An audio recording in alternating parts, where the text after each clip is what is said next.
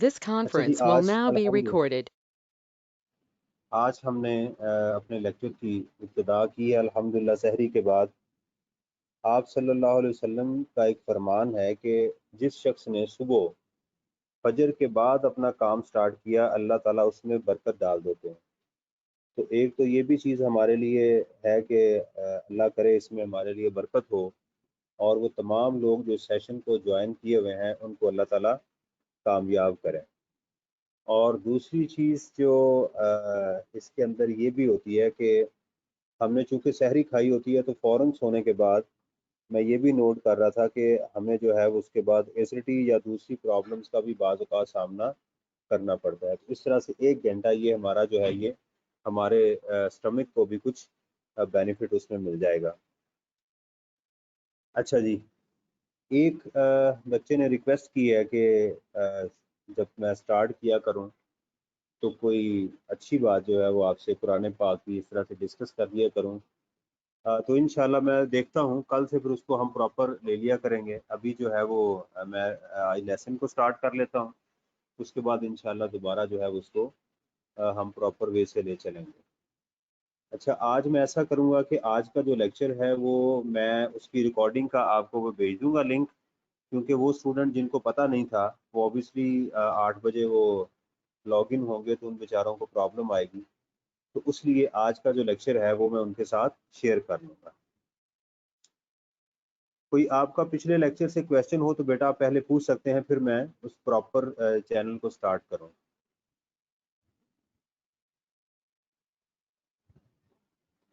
अस्सलाम सर। जी वालेकुम अस्सलाम। सर ये ट्रांजिशनल टैक्स ईयर जो होता है सर, ये इसका क्या मकसद होता है सर? ये मतलब क्या हमें हेल्प करता है? ये हमें पता होना क्यों जरूरी है? ट्रांजिशनल टैक्स ईयर जो है, जी सर। अच्छा ट्रांजिशनल टैक्स ईयर ये होता है कि आपने ये सिर्फ उसी वक्त अरहम चेंज होगा, जनरेट होगा जब आप अपने टैक्स ईयर को स्विच करेंगे, नॉर्मल से स्पेशल या स्पेशल से नॉर्मल या एक स्पेशल से दूसरे स्पेशल में। उसके लिए हमें ये पता होना चाहिए कि ये जो मेरा 6 माह का, 3 माह का या 10 माह का जो पीरियड है, इसके ऊपर कानून कौन से अप्लाई होंगे। यानी जब तक आप उसको ये डिटरमिन नहीं कर पाएंगे कि मेरा ट्रांजिशनल पीरियड कौन सा है, उस वक्त तक जो है वो हम ये नहीं फैसला कर पाएंगे कि इसके ऊपर कानून कौन से लगेंगे। फाइनेंस एक्ट 2019 वाले लगेंगे, 18 वाले लगेंगे या 20 वाले कौन से लगेंगे। इसलिए हम उस पीरियड को डिटरमिन करते हैं। ठीक, इसलिए उसको नाम उसका टैक्स ईयर है, लेकिन नॉर्मली नॉर्मली क्या कभी भी ये पूरे साल का नहीं होगा, ये हमेशा 1 साल से कम नहीं होगा। ठीक है, या तो आप इधर नॉर्मल में होंगे या आप स्पेशल में होंगे। जी, कोई और क्वेश्चन? सर ये ट्रांजिशनल टैक्स ईयर की टैक्सेशन के लिए टैक्स रिटर्न कुछ सेपरेट होती है या जो हाँ, special tax separate year run non? नहीं, इसकी सेपरेट रन जाएगी उस पीरियड के लिए जिस पीरियड के लिए आप फाइल कर रहे हैं। मसलन आपने नॉर्मल से स्पेशल में स्विच किया है, नॉर्मल से आप जा रहे हैं स्पेशल में, तो उसके दरमियान में एक ट्रांजिशनल पीरियड बन गया, तो आप 12 माह की नॉर्मल टैक्स ईयर की रिटर्न फाइल करेंगे। ट्रांजिशनल पीरियड की फर्ज करें वो 4 माह या 5 माह, उसकी अलग से रिटर्न फाइल करेंगे। और स्पेशल ईयर की उसके बाद 12-12 माह की रिटर्न फाइल होना शुरू हो जाएगी, वो रूटीन में आप चल पड़े। ठीक जी। जी, और कोई क्वेश्चन? अच्छा, इसका ना बेटा अब साथ साथ ये हुआ करेगा कि मैं आपसे जैसे चैप्टर 1 कंप्लीट हुआ तो मैं आपको टाइम दिया करूंगा कि जी मंडे को मैं आपसे सुनूंगा, तो आपने मुझे उसका आंसर किया करना है। ठीक है, इसी तरह कोई क्वेश्चन मैं आपको शो करवाया करूंगा एग्जाम का, तो आप मुझे उसका आंसर जो है वो बताया करेंगे कि इसका आंसर कैसे होगा। क्योंकि हमने जाहिर बात है कि सिर्फ इसको समझना नहीं है, उसको याद भी करना है। तो अब आपके पास चैप्टर 1 है तो आप इसको अंडरस्टूड करें कि इंशाल्लाह ऑन मंडे मैं आपसे सुनूंगा, जिसका नाम लूंगा जो मेरे पास क्लास में मौजूद होगा, उस बच्चे को या तो हाँ करनी है या ना करनी है। ठीक है ना, इस तरह से हमारा जो है ये प्रोग्राम आगे चलेगा। जी स्टार्ट करें जी हम। जी सर। जी मेरा बेटा, ओके।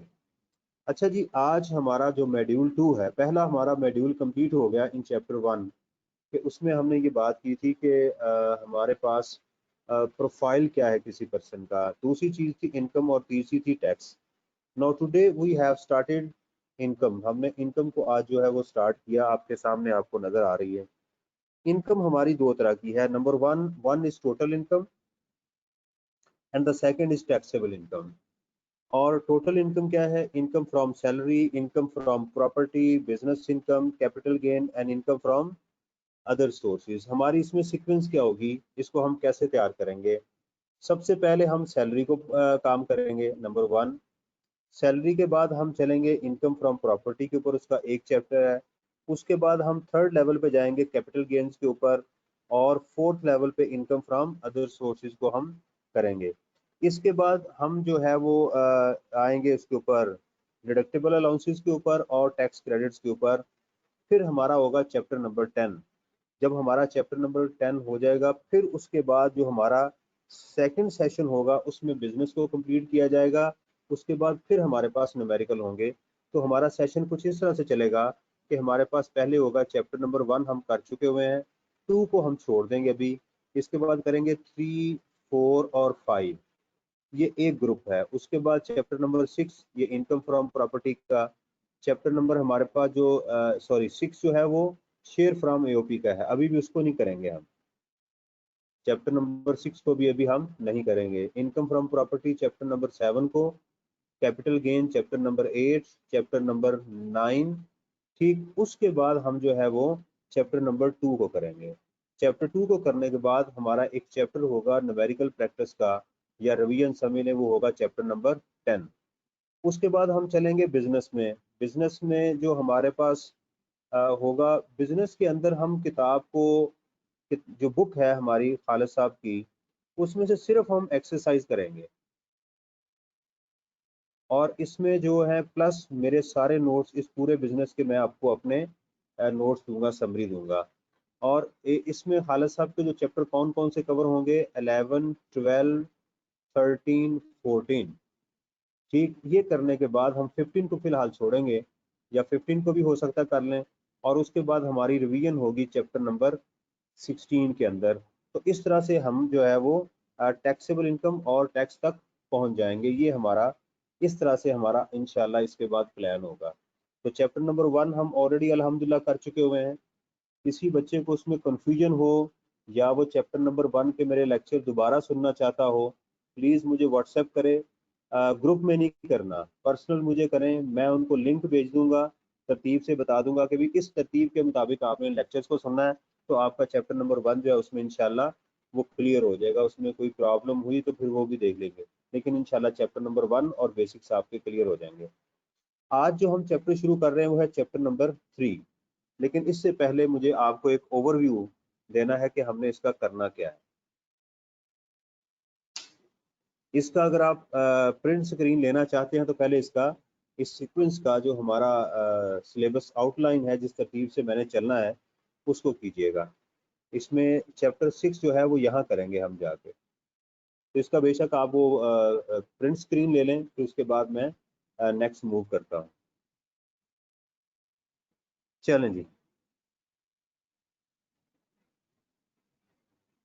अच्छा जी, अब इसमें पहले मैं हर हेड की आपको एक क्वालिटी बताऊं, उसके बाद हम सैलरी के ऊपर आएंगे कि इसका मॉडल क्या होगा। देखें, जो पहला हमारा हेड ऑफ इनकम है वो है सैलरी। ठीक, सैलरी के अंदर जो हमें चीज़ें मिलेंगी वो सिर्फ बेनिफिट्स मिलेंगे जो एक एम्प्लॉयर अपने एम्प्लॉय को देगा।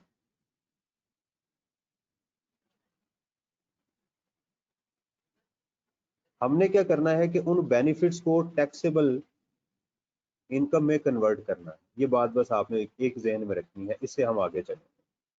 दूसरा है income from property. Income from property से क्या मुराद है? हमें लैंड और बिल्डिंग। यहाँ प्रॉपर्टी से मुराद आपने बस एक ही चीज जहन में रखनी है, इमूवेबल प्रॉपर्टी।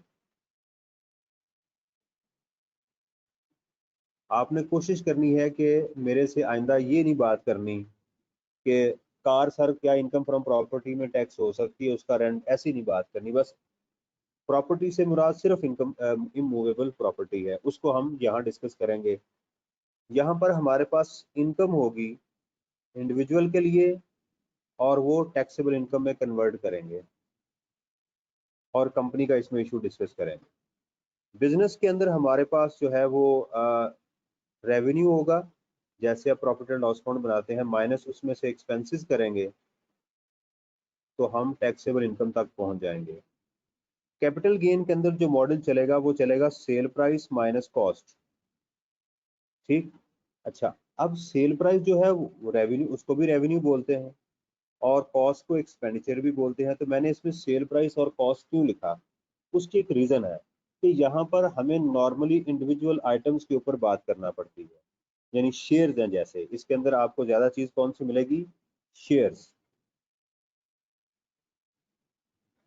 यहाँ हमें शेयर्स की बात करेंगे हम जाके, तो इसलिए हमें इंडिविजुअल जो है वो आइटम्स के ऊपर काम करना पड़ता है, इसलिए हम नॉर्मली यहाँ पर इसको रेवेन्यू नहीं कहते बल्कि क्या बोलते हैं, इसको सेल प्राइस बोलते हैं। और उसके साथ कॉस्ट गिवन होगी और उसको लेकर चलेंगे। कैपिटल गेन के साथ एक चीज़ अभी थोड़ी सी जहन में रखें, लेकिन बाद में हम दोबारा रिपीट करेंगे कि इसका ताल्लुक जो है वो हमारा टाइम फ्रेम के साथ है।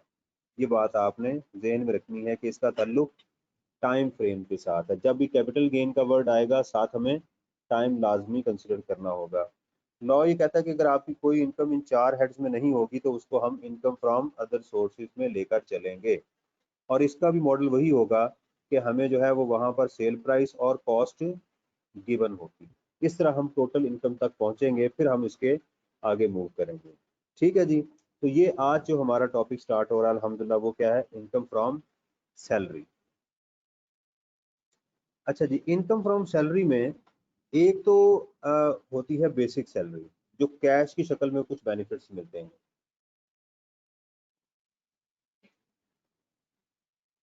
कुछ बेनिफिट्स क्या हैं जो हमें कैश फॉर्म में मिलते हैं, जैसे क्या है, बेसिक सैलरी। ठीक। अच्छा, इस अमाउंट को आगे दोबारा अमाउंट में कन्वर्ट करना जो है ये आसान काम है, क्योंकि आपकी जो अमाउंट है उसने मल्टीप्लाई होना है एक परसेंटेज के साथ, और परसेंटेज के साथ आप किसी बेनिफिट को मल्टीप्लाई नहीं कर सकते। यानी इसके साथ इस गाड़ी को हम किसी परसेंटेज से मल्टीप्लाई नहीं कर सकते, इस घर को हम किसी परसेंटेज पे मल्टीप्लाई नहीं कर सकते, मेडिकल फैसिलिटीज को किसी परसेंटेज से मल्टीप्लाई नहीं कर सकते। तो हमें क्या करना चाहिए, हमें करना क्या है कि ये जो घर किसी एम्प्लॉय को दिया हुआ है, ठीक है, इस घर को पहले किस में कन्वर्ट किया जाएगा, टैक्सेबल अमाउंट के अंदर। इसी तरह जो गाड़ी दी गई है एम्प्लॉय को यूज करने के लिए, उसको किस में कन्वर्ट किया जाएगा, टैक्सेबल अमाउंट में। इसी तरह जो बेनिफिट्स हैं उनको भी हमें कहां पर लेकर जाना है, टैक्सेबल अमाउंट में। असल काम बेटा आपका ये है कि जो भी बेनिफिट एक एम्प्लॉय को मिलेगा, उसको बेसिक सैलरी मिले, उसको अलाउंसेस मिले, उसको गाड़ी इस्तेमाल करने के लिए मिले, उसको घर इस्तेमाल करने के लिए मिले, उसको मेडिकल फैसिलिटीज मिले, राइट। ये सारी चीज़ों को क्या करना है हमने, कि उसको बेनिफिट में कन्वर्ट करना है। कौन से, टैक्सेबल।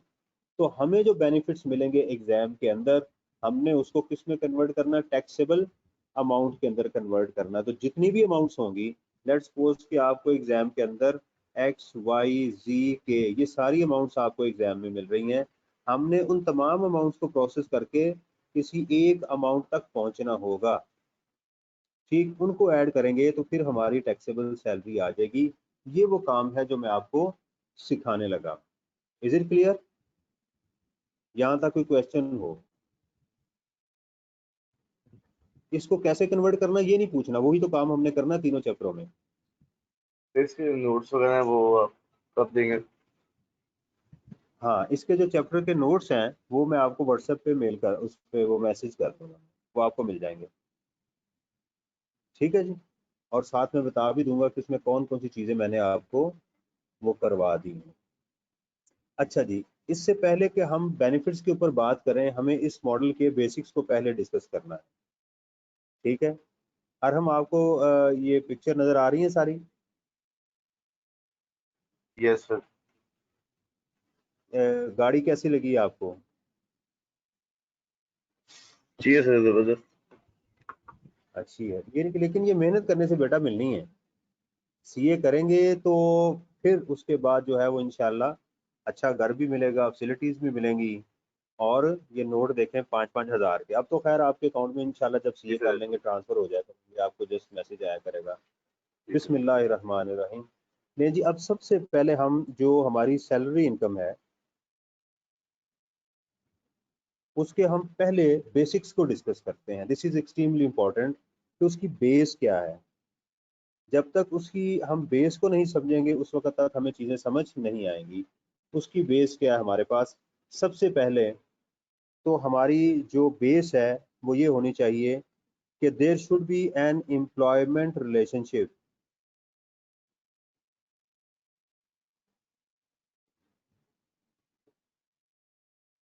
पहला मैंने बताया कि एम्प्लॉयमेंट रिलेशनशिप होना चाहिए। एक बात याद रखें कि if there is no employment relationship between two persons, तो keep in mind that revenue shall never be tax under the head income from salary. वो आपकी सैलरी में टैक्स नहीं होगा। ये पहली बात ये है कि उसके अंदर आपका एम्प्लॉयमेंट रिलेशनशिप होना चाहिए। अंडरस्टैंड? मैं आपको उसकी एग्जांपल दूं।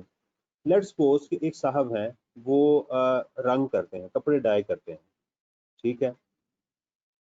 अच्छा, अब हो सकता है कि ये इनकी इनकम फ्रॉम सैलरी हो और ये बिजनेस भी हो सकते हैं, ये जो डाई का काम करते हैं, और ये इनकी सैलरी भी हो सकती है। अब अगर तो एक डायर जो है वो किसी टेक्सटाइल मिल में काम कर रहा है, कर वो डाई रहा है वो, राइट, लेकिन वहां से जो उसको पेमेंट मिलेगी वो उसको सैलरी में लिखेगा। लेकिन एक बाजार में डायर बैठा हुआ है जो अपनी दुकान पे कपड़े जो है ना वो रंग रहा है, तो वो उसको कहाँ पर लिखेगा? बिजनेस में। चलें, इसी तरह आप मेरी एग्जांपल लें, जैसे मैं टीचर हूँ, तो एक टीचर क्या कर रहा है कि अगर तो मैं किसी यूनिवर्सिटी में किसी कॉलेज में पढ़ा रहा हूँ और उनके साथ मेरा रिलेशनशिप जो है वो एम्प्लॉय और एम्प्लॉयर का है, तो वो मेरी क्या होगी? सैलरी। लेकिन अगर मैं अपना कॉलेज स्टार्ट करके उसको कर लूंगा तो फिर उसको मैं बिजनेस में लिखूंगा।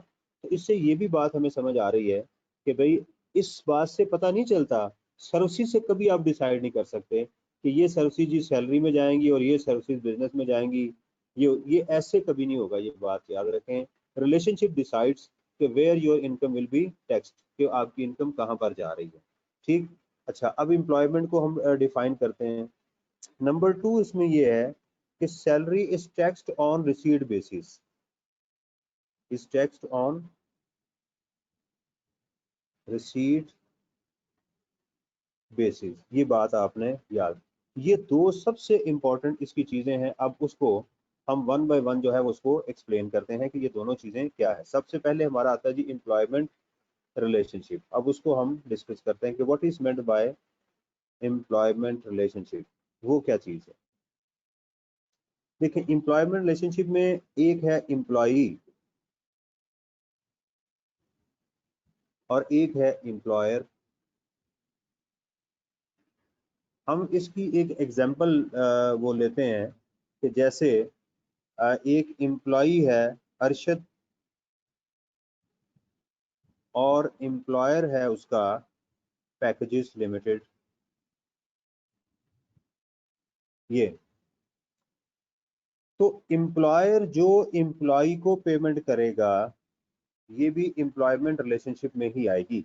अच्छा, पहली बात कि क्या एम्प्लॉयमेंट की डेफिनेशन उसने कभी एग्जाम में पूछी? The answer is no. क्या हमारे सिलेबस में है? द आंसर इज यस, ये हमारे सिलेबस में है। इसको अंडरस्टैंड करना जरूरी है। पहली बात यह है कि एक बेनिफिट जो है वो एक एम्प्लॉयर एम्प्लॉय को प्रोवाइड कर सकता है। वो कौन से बेनिफिट ऐसे हैं जो एक एम्प्लॉयर अपने एम्प्लॉय को देता है? उसकी एग्जांपल जरा सुनिएगा। सबसे पहले है बेसिक सैलरी, वो एक एम्प्लॉयर एम्प्लॉय को दे रहा होता है। हाउस रेंट अलाउंस देता है उसको, कार उसको, ऐसे कुछ बेनिफिट्स हैं। क्या ऐसा पॉसिबल है कि एक एम्प्लॉयर एम्प्लॉय के रिश्तेदार को benefit they? The answer is yes. उसको क्या बोलते हैं? उस एम्प्लॉय के रिश्तेदार को हम उसका एसोसिएट कहेंगे। क्या कहेंगे? कि उस एम्प्लॉय का एसोसिएट। अब एसोसिएट की क्या मिसाल है? एसोसिएट की हमारे पास जो मिसाल है उसकी मदर, उसकी फैमिली, उसके बच्चे। तो एक एम्प्लॉयर अपने एम्प्लॉय को और उसके बच्चों को भी बेनिफिट देता है। उसकी मिसाल सुनिएगा कि एम्प्लॉयर हो सकता है कि उसके पेरेंट्स को बेनिफिट दे उसके बच्चों को, जैसे उसकी एक एग्जांपल है मेडिकल फैसिलिटी।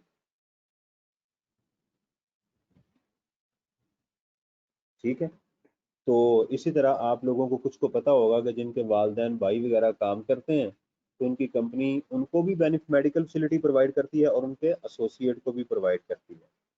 अच्छा, इसकी तीसरी मिसाल सुनिएगा कि क्या ये पॉसिबल है कि ना एसोसिएट को ना उसके एम्प्लॉय को कुछ बेनिफिट्स एम्प्लॉय के बिहाफ के ऊपर किसी थर्ड पार्टी को भी दिए जाएं।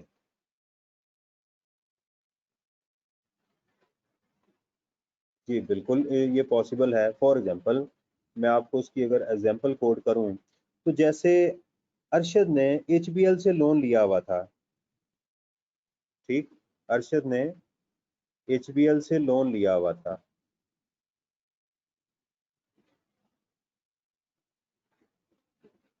और अरशद जो है वो लोन नहीं दे पा रहा एचबीएल का। वो अपने एम्प्लॉयर से रिक्वेस्ट करता है कि सर आप प्लीज़ मेरा लोन जो है वो पे ऑफ कर दें, लेकिन आप मेरी तनख्वाह से ना काटिएगा। तो उसका एम्प्लॉयर कहता है जी ओके ठीक है, आप बेफिक्र हो जाओ, ये लोन मैं खुद ही पे कर दूंगा, तुम टेंशन ना लो। समझ आ रही?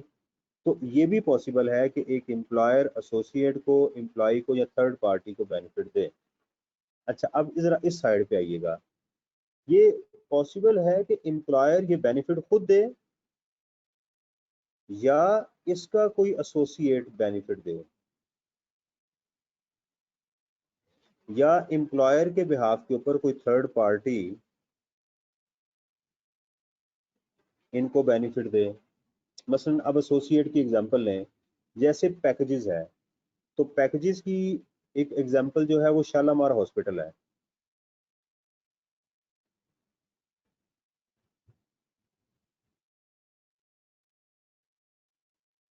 तो ये पॉसिबल है कि पैकेजेस उनको कहें कि यार आप मेरे पास ना आया करें, डायरेक्ट शालामार हॉस्पिटल में चला जा करें।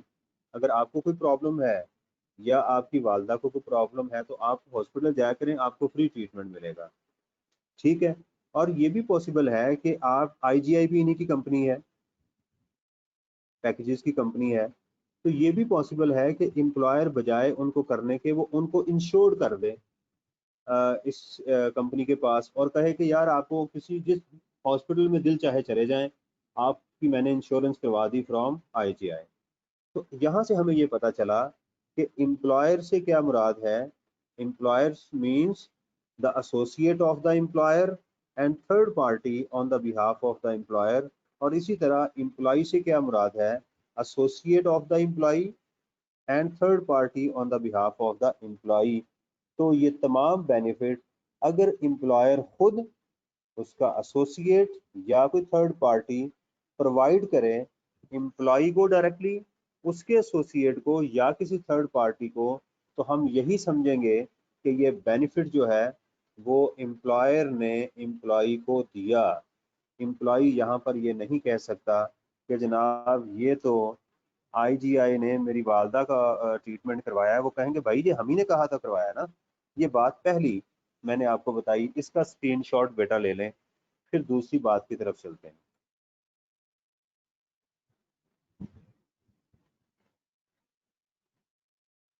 यहाँ तक कोई क्वेश्चन हो तो आप मेरे से पूछ सकते हैं। सर सेल्फ एम्प्लॉयड के केस में किस तरह कैटेगराइज करेंगे कि सैलरी में या बिजनेस में? वो बेटा पता है नहीं पता कि सेल्फ एम्प्लॉयड का जो केस है ना, वो आपने शायद पहले टैक्स पढ़ा हुआ है, यहाँ पर हर बच्चे ने टैक्स नहीं पढ़ा होगा। ठीक है, जब मैं पढ़ाना शुरू करूंगा ना वहाँ उसको मैं डिस्कस करूंगा, क्योंकि मुझे सब राइट। स्टूडेंट्स को साथ लेकर चलना पड़ता है। तो आपकी ये टर्म बता रही है कि आपने पहले टैक्स कहीं पढ़ा हुआ है, तो मैं लेकिन जब थोड़ा सा मुझे हर बच्चे को लेकर जाना पड़ता है वो कंफ्यूज हो जाते हैं कि सर ये क्या बात हो रही है। तो इंशाल्लाह जैसे ही आएगा ये चैप्टर नंबर 7 में मैं आपको सेल्फ एम्प्लॉयमेंट का केस पढ़ाऊंगा। ठीक है जी। कोई और बेटा आपका क्वेश्चन हो इससे रिलेटेड जो मैंने एम्प्लॉयमेंट का रिलेशनशिप आपको बताया। चलें जी, आगे चलते सर ये हैं। सेकंड आगे जो केस जो हमारा सर कर दीजिए। कौन सा, सर ये जो शालामार वाला आपने बताया ना आईजीआई वाला। हाँ, बाज़ का तो होता है कि एम्प्लॉयर ना खुद बेनिफिट प्रोवाइड करता है, ना वो अपने एसोसिएट से बेनिफिट प्रोवाइड करता है। एसोसिएट से मुराद क्या है? Subsidiary companies, associate company, joint venture वगैरह। वो किसी थर्ड पार्टी से क्या करता है, उनकी इंश्योरेंस करवा देता है। तो थर्ड पार्टी को कहता है कि जी आप इनको ये बेनिफिट दें। समझ आ रही? तो हम यही समझेंगे कि वो थर्ड पार्टी ने बेनिफिट नहीं दिया। यानी इन सारी सिचुएशन में जो लुबे लुबाब है वो इस पूरी बहस का वो ये है कि एम्प्लॉयर खुद बेनिफिट दे दे, किसी से बेनिफिट लेके दे दे आपको, वो बेनिफिट आपको दे दे या आपके पेरेंट्स को या किसी को भी आपके बिहाफ पे देगा, तो ऐसे ही समझा जाएगा कि ये बेनिफिट एम्प्लॉयर ने एम्प्लॉय को दिया। यानी पार्टीज मैटर नहीं करती। अंडरस्टैंड? वो ए बी सी कोई यस भी सर। हो, ये चीज़ है इसके अंदर। ठीक हो गया जी? यस। सैलरी में कोई मुझे बता सकता है कि सैलरी में हम क्या सीखने जा रहे हैं, हमारा टारगेट क्या है?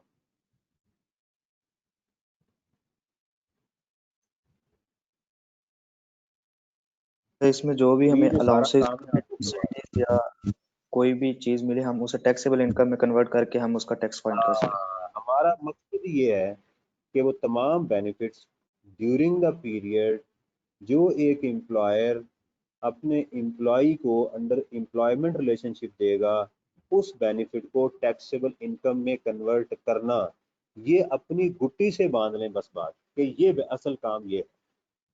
अच्छा जी, अब चलें। अब है जी दूसरा हमारा, ये चीज़ बहुत दफ़ा इंडिपेंडेंट एग्जाम में पूछी गई, what is meant by receipt? What is meant by receipt? फिर इसकी एक्सेप्शन पूछी गई पेपर में। अंडरस्टैंड? अब हम पॉइंट नंबर 2 को डिस्कस करने लगे हैं कि सैलरी जो है वो रिसीट बेसिस पे टैक्स होती है। अब ये सीखेंगे ये रिसीट बेसिस से क्या मुराद है, ये अक्रूवल बेसिस से क्या मुराद है, एम्प्लॉय के पास क्या ऑप्शन है, ये सारी चीज़ें हम सीखेंगे। चलते हैं जी अपने सेकंड पॉइंट की तरफ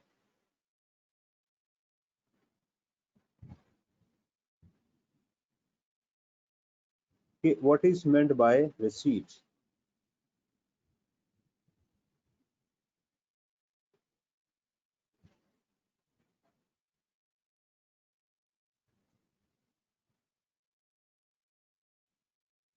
बिस्मिल्लाहिर्रहमानिर्रहीम। लें जी, रिसीट।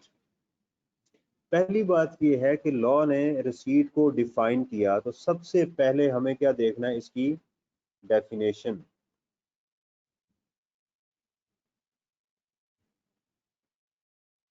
इससे क्या मुराद क्या है, what is meant by.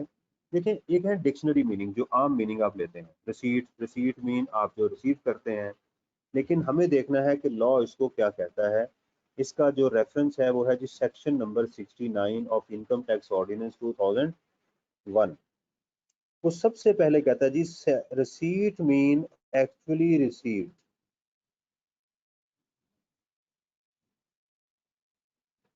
Actually receipt mean जो हर महीने आपको सैलरी मिलती है, जो हाउस रेंट अलाउंस आपको मिलता है, जो बेसिक सैलरी मिलती है, ये सारे एक्चुअली रिसीव, बिल्कुल सिंपल मीनिंग है जो आपको एक्चुअली मिल चुके हुए हैं। Number 2, applied on the behalf of the person.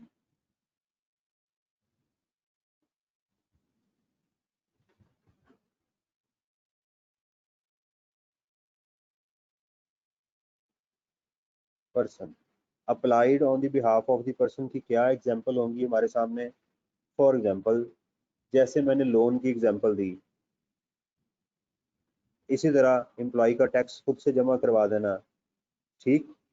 तो इस तरह की चीज़ें जो एम्प्लॉय को हमने दी नहीं लेकिन उसके बिहाफ के ऊपर किसी को पेमेंट कर दी, उसको कहते हैं applied on the behalf of the person. उस पर्सन के बिहाफ के ऊपर किसी जगह पेमेंट कर देना, उसको हम कहते हैं।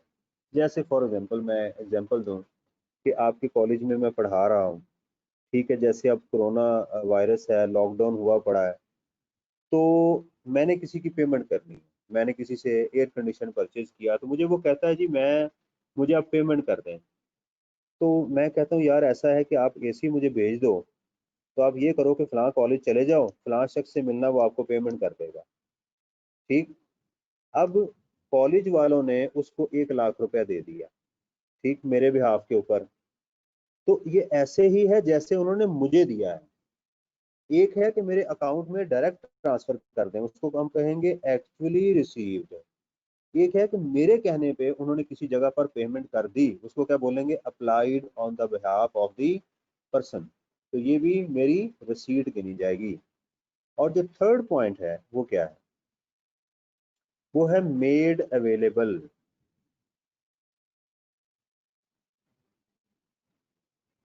ठीक, जैसे आपके एग्जाम में ये बात आई हुई, मेड अवेलेबल, उन्होंने कहा कि एम्प्लॉई को उन्होंने क्या किया, एक बोनस दिया 1 लाख रुपए का, और कहा भाई आपको मुबारक हो, हमने आपको इस साल सेल के ऊपर 1 लाख का बोनस दिया और आप आके ले जाए। तो ये क्या था, मेड अवेलेबल, ये अवेलेबल था। और एम्प्लॉय ने कहा ओहो नहीं यार, मैं सर ऐसा है कि नहीं नहीं नहीं, मुझे कोई नहीं चाहिए, आप इसको अपने पास है रख लें, और नहीं लिया। लॉ कहता है ये तुम्हारी रिसीट है, अब तुम लो या ना लो। It was made available. दूसरी मिसाल इसकी सुने मेड अवेलेबल की। देखें, ये हमारा एक साल है 2019 और ये साल है हमारा 2020। यहाँ पर किसी साहब को कहा गया जी आपका 10 लाख रुपया जो है वो पड़ा हुआ है हमारे पास बोनस, तो वो हमसे ले लें आप, और अगले साल उसने रिटायर्ड होना है।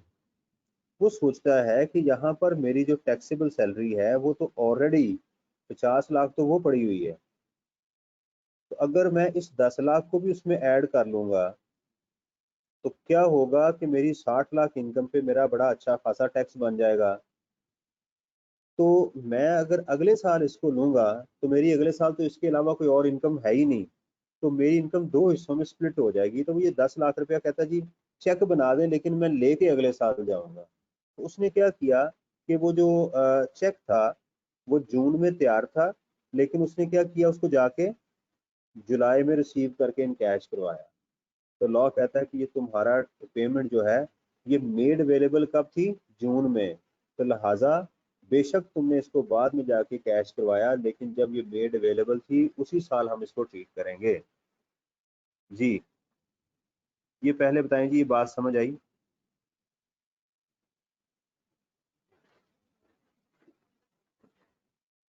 तो 3 यस चीजें सर। को हम रिसीट में करेंगे, actually received, applied on the behalf of the person and made available. इसको याद कैसे करना है, आजकल आम का मौसम आ रहा है आइंदा, तो आपने इसको याद रखना है, रिसीव्ड क्या होती है, आम। Actually received, applied on the behalf of the person and made available. और ये डेफिनेशन इंडिपेंडेंट कई दफ़ा टेस्ट हुई है कि डिफाइन रिसीट, तो आप यही की लिखेंगे, receipt has been defined according to section 69। अगर रेफरेंस एग्जाम में भूल जाए तो लिखना है according to the provisions of income tax ordinance. ठीक है, according to provisions of income tax ordinance 2001।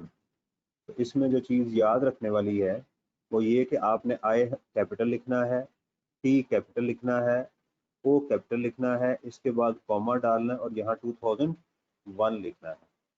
ऐसे नहीं लिखना,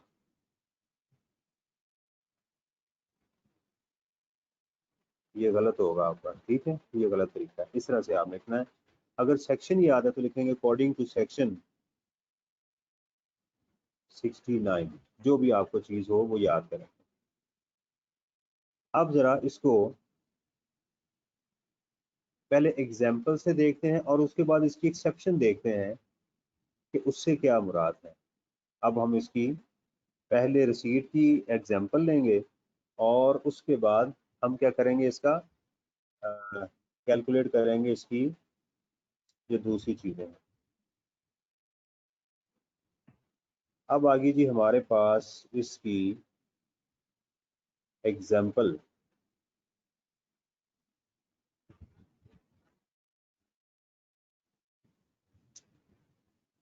देखिए अभी बिल्कुल मैं सिंपल एग्जांपल दूंगा, अभी मैं टैक्सेशन के ऊपर नहीं जाऊंगा, अभी सिर्फ सिंपल एग्जांपल को हम डिस्कस करेंगे, उसके बाद हम एग्जाम में जब करेंगे तो आपको समझ आ जाएगी। देखिए एक एम्प्लॉई है जो 2009 है उसके पास और 2020, उसकी जो सैलरी है वो अज्यूम करें कि 100 रुपया है। 100 से मुराद समझ लें कि 1 लाख रुपया पर मंथ है। अच्छा, उसने पूरे 12 मंथ काम किया, 12 माह उसने इधर काम किया और 12 माह उसने इधर काम किया। तो आम जुबान में हम कहेंगे कि उसकी जो सैलरी है वो 2019 की भी 1200 रुपया और ये भी 1200 रुपया है। लेकिन होता कुछ यूं है सिचुएशन ए के अंदर कि उसको जो सैलरी है वो यहाँ पर सिर्फ 9 माह की मिलती है। तो आखिरी जो 3 माह की सैलरी है वो उसको नहीं दी जाती कि जी लॉकडाउन हो गया, कोई हालात ख़राब हो गए, उसको कहा भाईजान अगले साल आएंगे तो काम करें तो हम आपको देंगे। तो यहाँ उसको एक्चुअल रिसीट कितनी हो रही है? 900। ठीक, तो यहाँ पर जो 300 की सैलरी थी वो उसको यहाँ पर मिल गई जाके। तो दूसरे साल में उसकी रिसीट कितनी हो रही है? 1200 रुपया तो इस साल की हो गई, और जो उनकी पेंडिंग थी पिछले साल की वो भी मिल गई, तो उसकी रिसीट कितनी हो गई? 1500 रुपया। ठीक, ये उसकी है। तो लॉ कहता है कि भाई इसकी जो टैक्सेबल अमाउंट इस साल की 900 है और इस साल की 1500 है। बस अभी इसके अलावा मेरे से कुछ सवाल नहीं करना, अभी सिर्फ इतनी बात सुननी है आपने कि ये उसकी अमाउंट है। मैं अब इसको जरा थोड़ा सा चेंज करता हूँ सिचुएशन को। मैं सिचुएशन को ऐसे चेंज करता हूँ कि मैं कहता हूँ कि लेट्स सपोज कि एक साहब थे, वही सिचुएशन सेम कि उसने 12 माह इधर काम किया और 12 माह इधर काम किया, लेकिन उसने किया ये कि उसने 2019 में अपने एम्प्लॉयर से क्या किया, तो उससे 3 माह की सैलरी एडवांस ले ली। उसने कहा जी मेरा सीए क्वालिफाई हो गया है, तो मेरी शादी है जून के अंदर, तो शादी हॉल भी सस्ते होंगे जून के अंदर, तो आप प्लीज़ मुझे 3 माह की सैलरी एडवांस में दे दें, तो वो अगले साल मेरी सैलरी में से आप तनख्वाह काट लीजिएगा। तो उन्होंने क्या किया कि उसको जो रिसीट हुई इस साल वो 1200 इधर की हो गई और एडवांस में कितनी मिल गई? 900 की। और यहाँ पर उन्होंने क्या किया कि इनको जो सैलरी थी वो 900 की थी। जाहिर बात है कि मैं सॉरी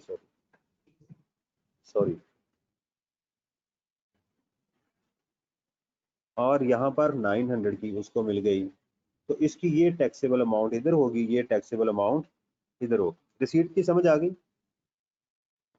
ठीक होगी बात। अच्छा, अब एक पॉइंट जरा सुनिएगा जो पेपर में वो आया हुआ है, वो कैसे करना है जरा ध्यान से सुनना है मेरी बात को आपने। पेपर में क्या बात आई हुई है, आप लोग सब हाजिर हो ना? यस जी मेरा सर। बेटा, इश्यू तो नहीं है? बिल्कुल चौकस। अच्छा, अब ये मेरा पॉइंट बेटा ध्यान से सुनना है आपने। एग्जाम में उसने कहा कि एक एम्प्लॉय जो है वो 1 साल काम कर रहा है, लेट्स सपोज हम इसी साल की एग्जांपल लें, 2019 और 2020 में वो काम कर रहा है। वो कहता है कि इसको जो सैलरी मिलती है ना वो हर महीना जो खत्म होगा ना, जैसे जनवरी है, इसको सैलरी मिलेगी जाके फरवरी के अंदर। बात मेरी ध्यान से सुननी है ये। अगर उसने जनवरी में काम किया 100 रुपए का, तो मिलेगा कब जाके? फेब के अंदर। हमने कहा ठीक। उसने कहा कि इसकी 2009 में जो सैलरी थी ना वो थी 100 रुपया, और 2020 में जो इसकी सैलरी थी वो थी 150। इंक्रीमेंट लग गई इस साल। और उसने कहा कि इसकी टैक्सेबल इनकम कैलकुलेट करें फॉर टैक्स ईयर 2020, और सैलरी किस बेस पे होनी है? रसीड बेस पे टैक्स होनी है। ये बात जहन में रखनी है आपने। किस बेस पे टैक्स होनी है? रसीड बेस के ऊपर। अब सुनिएगा, अब देखें ये महीना कौन सा है? जून का। ठीक, इसकी सैलरी कब मिलेगी? जुलाई में। तो इसका मतलब इस महीने हमें सैलरी मिली 100 पिछले साल की। अच्छा, इस साल की जो सैलरी है जून की, वो कब मिलेगी जाके? आगे जुलाई में। तो इससे हमें क्या पता चला? मेरे पास कैलकुलेटर नहीं है, जरा इसको कैलकुलेट कीजिएगा। कि हम कहेंगे कि उसकी जो टैक्सेबल सैलरी है फॉर टैक्स ईयर 2020 वो कितनी होगी? हम कहेंगे 150 इंटू 11 और 100 इंटू 1। ये कैलकुलेट कीजिएगा। 150 इंटू 11 सर 1650। 1650। उसकी टैक्सेबल अमाउंट जो होगी 1750। ये समझ आई है बात की? ये एक दफा पेपर में ऐसा आया हुआ है कि उसने जो है वो बताया। लेकिन अच्छा, अगर नहीं बताया तो क्या करना है? अब सवाल ये है कि अगर वो सिर्फ ये कहे कि उसकी 2020 में ये है और एग्जामिनर इज साइलेंट। क्या कहा मैंने? The examiner is silent. तो आपने अजम्पशन लेनी है, लिखना नहीं है पेपर में कि जो सैलरी है उसको सेम मंथ में मिल रही है। सैलरी किस में मिल रही है? सेम मंथ में। तो उस सूरत में क्या होगा? 150 इंटू 12। क्या आंसर आएगा? 1800। 1800। तो फिर उसकी टैक्सेबल सैलरी ये होगी। दोबारा सुन लें कि ये जम्पशन एग्जाम में लिखनी नहीं। अगर एग्जाम में आपको सिर्फ बताया जाए कि उसकी टैक्सेबल सैलरी जो है वो 150 है and the examiner is silent, तो उसमें जम्पशन क्या लेंगे? तो उसने 12 माह काम किया और उसकी रिसीट उसी महीने में हो रही है, तो फिर उसकी सैलरी ये होगी। ये एक दफ़ा मैंने बताया कि आपको पेपर में ऐसा आया कि उसने बताया कि जिस महीने में वो काम करता है उसको सैलरी उससे अगले माह मिलती है। उसकी कैलकुलेशन हमें ध्यान से करना पड़ेगी। लें जी, इट्स ओके। मैंने आपको तमाम पॉसिबल सिचुएशन रिसीट की बता दी जो आज तक पेपर में आ चुकी हैं। इससे कोई क्वेश्चन हो तो मेरे से पूछ लें।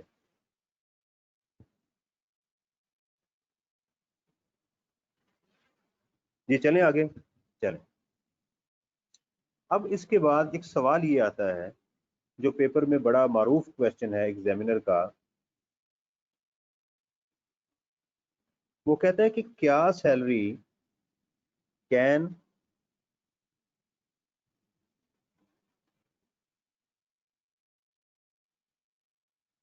Salary B taxed on accrual basis? क्या सैलरी अक्रूवल बेसिस पे टैक्स हो सकती है? ठीक, एडवाइस करें। ये उसका बड़ा एक मारूफ क्वेश्चन रहा एग्जाम बेस के ऊपर। अब जरा सुनिएगा अक्रूवल बेसिस क्या है। हमें दोबारा उसी इलस्ट्रेशन की तरफ आना पड़ेगा एक्रूवल बेसिस को समझने के लिए। देखें, एक्रूवल बेसिस के अंदर हम रिसीट नहीं देखते मुझे पैसे कितने मिले। दोबारा सुन लें, under accrual basis we do not see how much amount we have received under section 69, rather we see how much income I have earned। मैंने कितनी देर काम किया। अब पहली एग्जांपल में देखिएगा, एक्रूवल बेसिस के ऊपर मेरी सैलरी कितनी है? 1200, और यहाँ पर कितनी है? 1200। ठीक, सिचुएशन 2 के अंदर मेरी टैक्सेबल सैलरी कहाँ कितनी है इसकी? इधर 1200, इधर भी 1200। यानी सैलरी मुझे पहले मिली या बाद में मिली? सवाल ये पैदा होता है मैंने कितने महीने काम किया।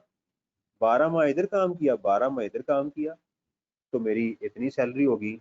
यहाँ पर सैलरी मुझे पेंडिंग मिली लेकिन काम कितना किया, 12 माह इधर और 12 माह इधर काम किया, बस ये है। उसमें रसीद को इग्नोर किया जाता है। इसी सिचुएशन में आप आ जाएं इसके अंदर, तो मेरी जो यहाँ पर अगर ये सिचुएशन बताई भी जाए, अक्रूवल बेसिस के अंदर मेरी सैलरी कितनी होगी, ये वाली, दिस वन, इसको कहते हैं अक्रूवल बेसिस, रसीद को इग्नोर किया जाता है। ठीक होगी बात। अब देखिएगा सवाल ये है, अच्छा पेपर के अंदर बेटा अगर एक्सेप्शन मौजूद ना हो तो खुद से कभी भी आपने एक्सेप्शन को कंसीडर नहीं करना। अगर एग्जामिनर साइलेंट है तो आपने इसी बेस पे अपना करना है एक्सेप्शन, ये एक्सेप्शन है उसकी, इसको खुद से नहीं देखना जब तक एग्जामिनर आपको ना बताए। अच्छा अब इस तरफ आते हैं कि yes salary can be taxed on accrual basis. उसके दो तरीकेकार, उसके कितने, दो तरीकेकार। Number 1, at the option of the employee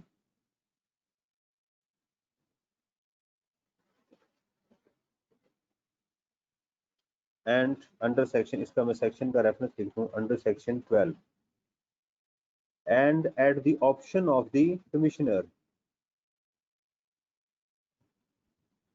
inland revenue under section 110। Commissioner के पास भी ऑप्शन है और एम्प्लॉइज के पास भी ऑप्शन है। अच्छा अब जरा सुनिएगा, एक एम्प्लॉय किन किन जगहों पर काम कर सकता है। नंबर 1, वो किसी इंडिविजुअल के पास काम कर सकता है, वो किसी एओपी के पास काम कर सकता है, वो किसी पब्लिक कंपनी में काम कर सकता है, वो किसी प्राइवेट कंपनी में काम कर सकता है। तो ये जो ऑप्शन है ये मेरा बेटा सब एम्प्लॉय के लिए है। इररिस्पेक्टिव आप किसी भी एम्प्लॉयर के पास काम कर रहे हैं, वो सोल प्रोप्राइटर है, वो पार्टनरशिप फर्म है, वो पब्लिक कंपनी है, वो प्राइवेट कंपनी है, तमाम एम्प्लॉयज को लॉ ने ये ऑप्शन दी। लेकिन ये जो दूसरी बात आपको नजर आ रही है ये वाली, ये सिर्फ कमिश्नर किस केस में कर सकता है, वो एम्प्लॉयज जो प्राइवेट कंपनी के एम्प्लॉय होंगे। अच्छा ये एक ट्रिक एग्जामिनर का बड़ा कॉमन ट्रिक है उसका, कि वो क्या करता है कि एक सिचुएशन को दूसरी सिचुएशन के साथ जोड़ने के बाद जो है वो एग्जाम में पूछता है, कंफ्यूज करता है, चीज़ों को मिक्स करता है ताकि पता चले कि स्टूडेंट जो है वो हाजिर है या गैर हाजिर है। मसलन देखें ये सेक्शन 110 जो है it just talk about private company के एम्प्लॉइज। वो आपको क्या कहेगा कि वो कहेगा कि जनाब एक एम्प्लॉय जो है वो प्राइवेट कंपनी में काम कर रहा है और उसने सैलरी जो है वो डेफर्ड करके ले ली है, तो क्या कमिश्नर ने ये उसकी सैलरी को क्या कर दिया, अक्रूवल बेसिस पे टैक्स कर दिया, तो उसको एडवाइस करें कि वो क्या करे। तो आप कहेंगे जी कमिश्नर कर सकता है, हालांकि कमिश्नर सिर्फ प्राइवेट कंपनी के केस में कर सकता है, किसी और केस में नहीं कर सकता। अच्छा जी अब आते हैं पहली बात कि ऑप्शन ऑफ एम्प्लॉय के पास क्या है। इसकी उसने कुछ कंडीशंस बता दी।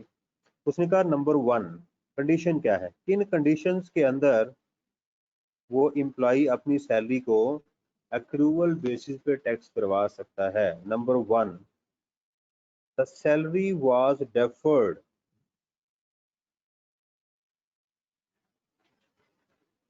सैलरी लेट मिली उसे, ये लेट का वर्ड मैं खुद कर रहा हूँ, यानी इस साल की सैलरी उसको नेक्स्ट ईयर में जाके मिली, ये है डेफर्ड का मतलब। Number 2, and he was taxed at the higher rate,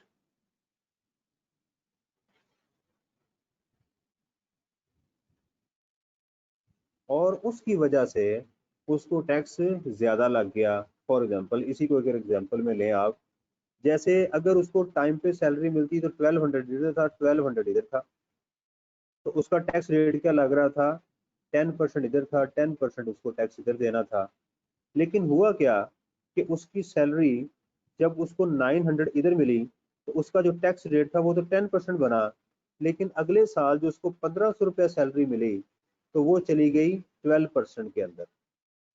तो उसको दो नुकसान हुए। एक, उस बेचारे को ये नुकसान हुआ कि सैलरी लेट मिली, और दूसरा उसका रेट ऑफ टैक्स भी बढ़ गया। तो ऐसे एम्प्लॉय को लॉ ने ऑप्शन दी कि भाई आप चाहें तो आप क्या करें कि फॉर एग्जांपल कि आप इस साल में हैं तो आप पिछले साल की रिटर्न को रिवाइज करें। ठीक, यानी आपने जो ऑलरेडी हमें बताया हुआ है 900 के ऊपर आप 10% दे चुके हुए हैं ना, तो आप क्या करें 300 पे यहाँ पर टैक्स दे दें मजीद 10%। तो आपकी यहाँ सैलरी हो जाएगी 1200, और यहाँ पर भी आप 1500 की बजाय 1200 के ऊपर ही हमें 10% टैक्स दे दें। ठीक है, तो आपकी सैलरी यही कंसिडर की जाएगी। अंडरस्टैंड? दो शर्तों का पूरा होना लाजमी है, salary was deferred and tax at a higher rate. अच्छा जी, अब मेरा आपसे एक सवाल है, क्या इस सिचुएशन के अंदर एम्प्लॉय के पास ऑप्शन है?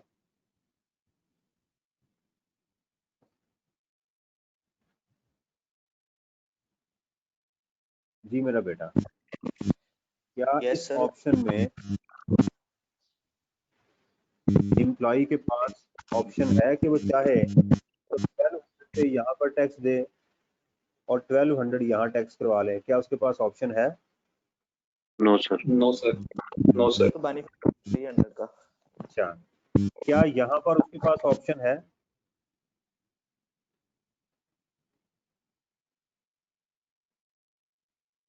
सर यहाँ पे हो सकती है। अगर टैक्स रेट डिफरेंट हो तो हो सकती है। हाँ, अगर टैक्स रेट डिफरेंट है, अगर टैक्स में उसको बढ़ ही नहीं रहा तो डिपार्टमेंट पूछेगा भाई आपको क्या प्रॉब्लम है जी, क्यों आप ऐसी खाम का जो है ना वो मेस क्रिएट कर रहे हैं। बस ठीक है, तो इसका मतलब यहाँ उसके पास ऑप्शन है।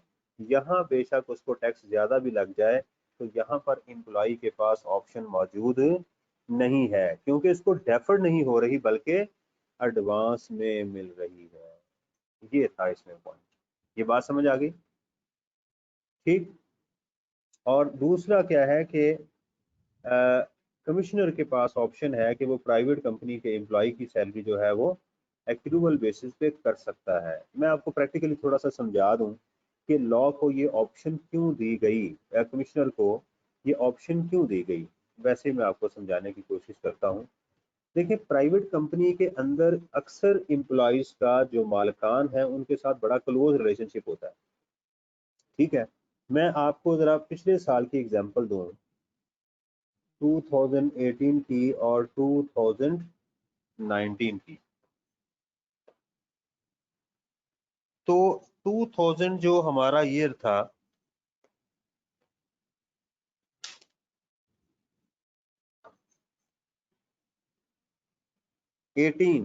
इसके अंदर जो बेसिक एग्जाम्पशन थी ना, समझ लें वो कुछ उस पर परसेंटेज थी, वो थी ₹12 लाख, और इसके टैक्स रेट बड़े लो थे, बहुत ही कम टैक्स था।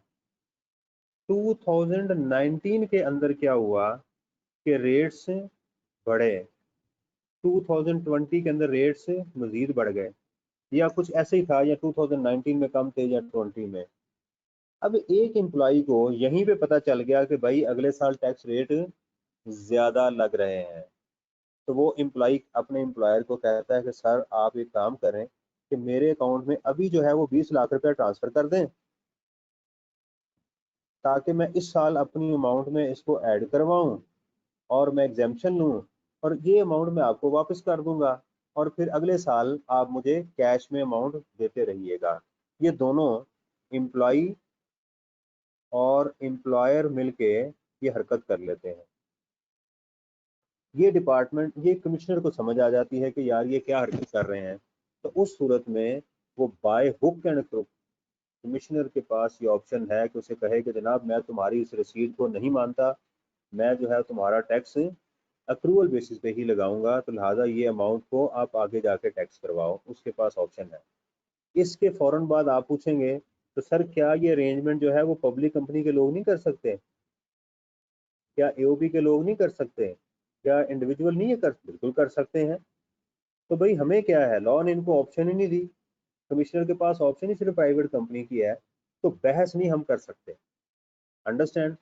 है सब लोग कर सकते हैं, लेकिन ये जाहिर बात है कि कोई वजह होगी तो उन्होंने इसको सिर्फ प्राइवेट कंपनी के एम्प्लॉइज के लिए कमिश्नर कर सकता है। जी अरहम, सर ये एग्जांपल रिपीट कीजिएगा। मैंने ये कहा कि कोई एम्प्लॉई अपने एम्प्लॉयर से मिलके सैलरी एडवांस में या डेफर्ड करवाता है टैक्स चोरी करने के लिए, टैक्स कंसीलमेंट में आने के लिए। पता होता है ना कि हमसे अगर आप पूछेंगे आखिरी महीने में जाके कि सर ये सैलरी मैं एडवांस में लूँ या डेफर्ड करवाऊँ, तो हम आपको 5 मिनट में बता देंगे कि इस जनाब ये हरकत करें तो आपको इससे हज़ारों रुपए का बेनिफिट हो जाएगा। वो कहता है ठीक है कर लेते हैं, एम्प्लॉयर को नुकसान नहीं है, एम्प्लॉय को फ़ायदा हो जाएगा उसका। ठीक है, तो ये बात मैं आपको समझाने की कोशिश कर रहा हूँ कि अगर उस सूरत में प्राइवेट कंपनी के केस में कमिश्नर के पास फुल अथॉरिटी है कि उसकी रिवर्सल डाल दे वो। इस ओके जी। तो मैंने आपको जो अभी तक बात समझाई वो क्या है, 2 पॉइंट मैंने आपको क्लियर किए। एम्प्लॉयमेंट रिलेशनशिप क्या होता है, नंबर 1, और रिसीट बेसिस क्या होती हैं। अगर आपको इस बात की समझ आ गई है तो ये 2 इसकी बेसिक्स थी, वो मुझे बताएं, फिर हम उसके बाद आगे चलेंगे। इट्स ओके जी। जी सर। चलें, अच्छा जी, अब जो हमारा अगला टॉपिक है वो असल हमारा टॉपिक है वो ये कि हम बेनिफिट्स को टैक्सेबल अमाउंट में कैसे कन्वर्ट करेंगे। क्या कहा मैंने, how we can convert benefits into the taxable. जी, क्लास हम कितने बजे शुरू की थी हमने क्लास बेटा? सर 45 तकरीबन 4:45 बजे स्टार्ट हुई थी, 4:30 का टाइम था, लेकिन ठीक है, वेट किया आपका कोई क्वेश्चन हो तो पूछने, बाकी इंशाल्लाह फिर हम प्रॉपर बेनिफिट्स को कल से प्रॉपर स्टार्ट कर लेंगे। नया टॉपिक होगा, नई चीज़ें जो है वो हम उसको कर लेंगे।